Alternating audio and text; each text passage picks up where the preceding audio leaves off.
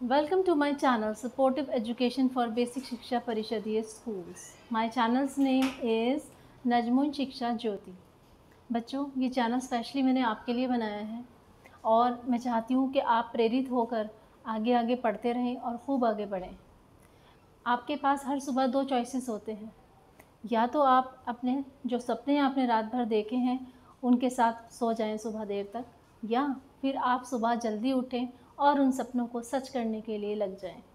तो मैं आपसे उम्मीद करती हूँ, आशा करती हूँ कि आप अपने सपनों को सच करने के लिए आज से ही लग जाएंगे। तो बच्चों, खूब मेहनत से डट कर पढ़िए। तो हम शुरू करते हैं अपना आज का टॉपिक। बच्चों, आज हमारा टॉपिक है पदार्थ की अवस्थाएं।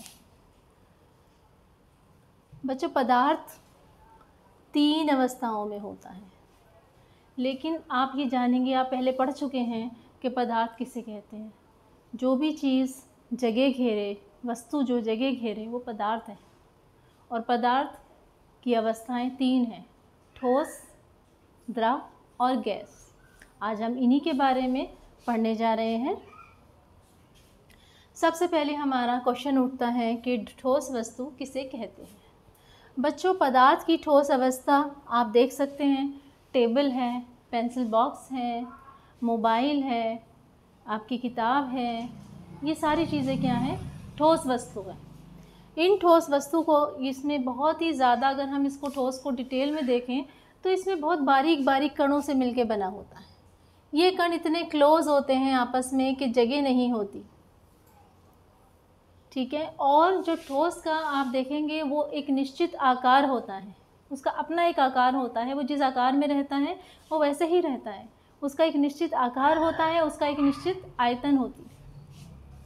जैसे आप पत्थर ले लीजिए, पत्थर इसी तरह रहेगा, ठीक है।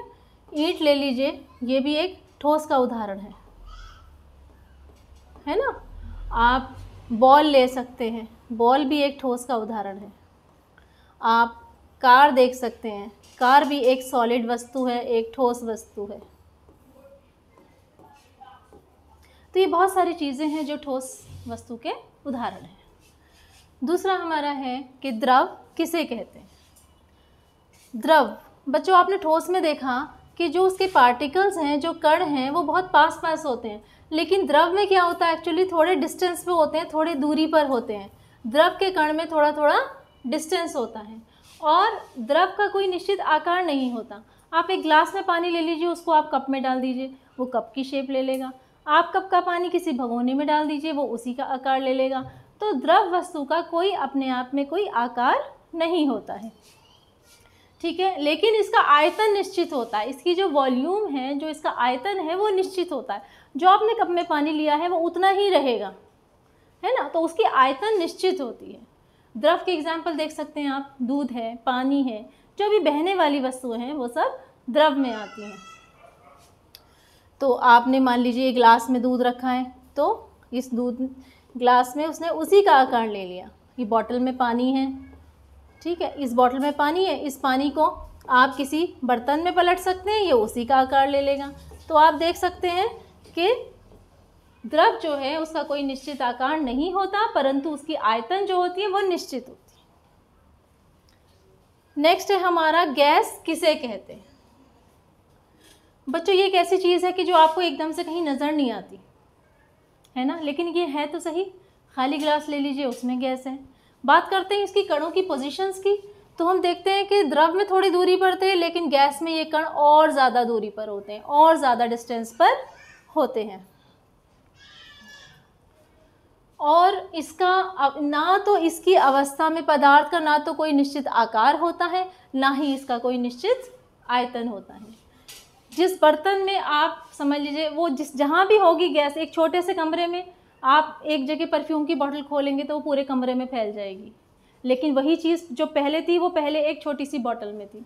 तो गैस का कोई निश्चित आकार नहीं होता, कोई निश्चित आयतन नहीं होता। इसमें हम पदार्थ की अवस्था के परिवर्तन को अगर देखते हैं बच्चों, तो एक ऐसा पदार्थ है जो हमें तीनों अवस्थाओं में मिल जाता है। जानते हैं क्या? वो है जल। जल को आप जमा दीजिए तो वो आपको बर्फ़ मिल जाएगा, बर्फ़ को आप पिघला दीजिए तो वापस जल मिल जाएगा, और इसी जल को आप उबाल दीजिए, बॉईल कर दीजिए, ये एक गैसीय अवस्था में चेंज हो जाएगा।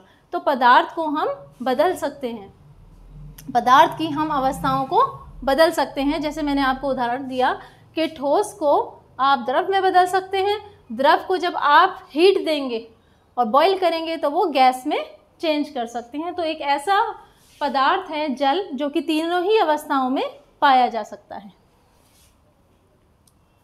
बच्चों, पदार्थ की अब तक 3 अवस्थाएं मैंने आपको बताई हैं, लेकिन एक अलग से आपको एक इम्पॉर्टेंट सी बात बताती हूँ। जिसके विज्ञान में आप देखेंगे कि हमें नई नई इनोवेशंस होती रहती हैं, नई नई खोजें होती रहती हैं। पदार्थ की एक अवस्था भी है जिसका नाम है प्लाज्मा। क्या नाम है इसका? प्लाज्मा।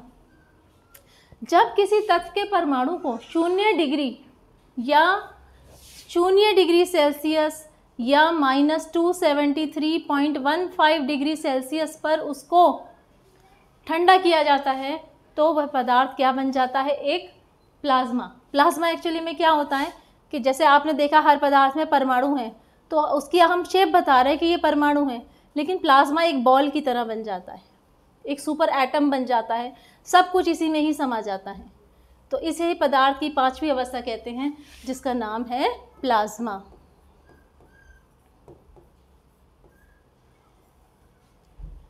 प्लाज्मा के गुण ठोस, द्रव और गैस से काफ़ी विपरीत होते हैं, काफ़ी डिफरेंट होते हैं, और इसे पदार्थ की एक भिन्न अवस्था माना जाता है। 3 अवस्थाएं ठोस, द्रव, गैस है, 4थी अवस्था प्लाज्मा है। तो इसको हम इस तरह से मान सकते हैं कि जैसे कि ये बादलों का रूप ले लेता है, ये सितारों के अंदर होता है और इसका कोई निश्चित आयतन भी नहीं होता है जब तक इसे किसी पात्र में बंद ना कर दिया जाए। लेकिन इसमें एक चीज़ डिफरेंट है, इसमें चुंबकीय क्षेत्र होता है। क्या होता है इसमें? चुंबकीय क्षेत्र। यह फिलामेंट, पुंज या दोहरी परत जैसी संरचनाओं का भी निर्माण कर सकता है। इसमें मैग्नेटिक फोर्स डेवलप हो जाता है, इसमें चुंबकीय पावर डेवलप हो जाता है। तो बच्चों, ये एक नई खोज है। तो आपको मैंने आज एक नई बात बताई कि पदार्थ की 4थी अवस्था भी है प्लाज्मा। और इसी के साथ आज का हमारा जो प्रोग्राम था वो फिनिश अप होता है। बच्चों, इस वीडियो को देखिए और कमेंट करिए and don't forget to subscribe my channel. Bye.